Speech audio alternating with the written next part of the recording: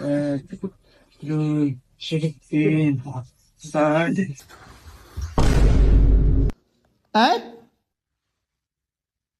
কিরে, লাইট তো বন্ধ করতে ভুলে গেলাম। শাইন, তুই সাইডে আছো, তুই একটু লাইট বন্ধ করে দিয়ে আয়। ওই সুজনে সাইডে আসা যাইতে কইতে ভাই আমি আজকে স্বতন্ত্র ধরে ঘুমাইছি ভাই, আমি নিবাই পারবো না ভাই। তুই নিবাই দিয়া যা। বুদ্ধি একটা পাইছি।